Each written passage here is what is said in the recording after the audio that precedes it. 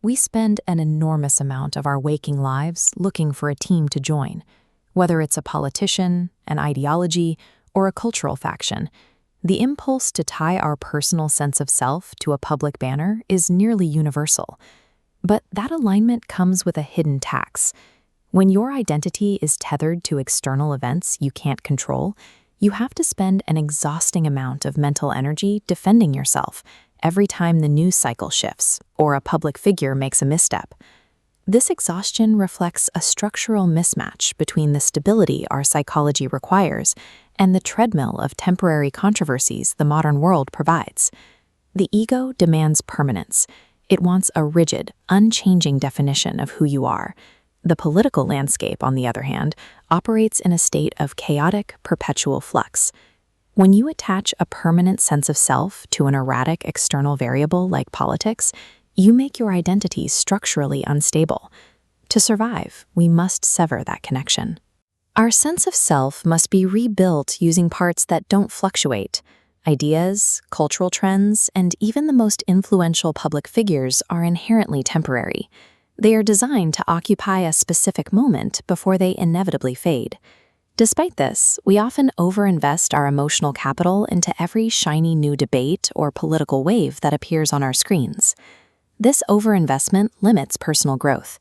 You become so preoccupied with defending your current attachments that you lack the bandwidth to process new or conflicting information. Betting your identity on the external world leads to psychological bankruptcy. When those external factors expire, the foundation you built on them disappears. What happens when the political landscape shifts, but your identity remains locked to an old paradigm? This is the rigidity trap. When allegiance replaces curiosity, we warp our reality just to maintain connection to a drifting ideology. This tension leads to a rejection of facts, or a catastrophic fracture when the ideology moves too far. Extreme political fanaticism doesn't build a robust belief system. It creates a fragile individual whose stability depends entirely on an external script. The alternative is to move the anchor of your identity away from external volatility and toward internal stability. Core values aren't just vague moral platitudes. They are a set of enduring ethical frameworks that you define and control. These values function as a psychological shock absorber. They allow you to process the impact of the world without disturbing your internal foundation. Within this framework, you can interact with new ideas and debate them without letting those ideas define who you are. Establishing an identity on values creates a structure that allows you to engage with a changing world while keeping your sense of self intact. Once you move your anchor inward, the inevitability of change is no longer a personal threat. It's a paradox of resilience.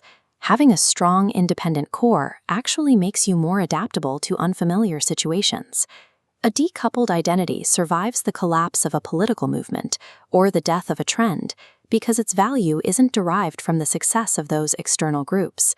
True adaptability is knowing exactly who you are, regardless of what the world decides to be today.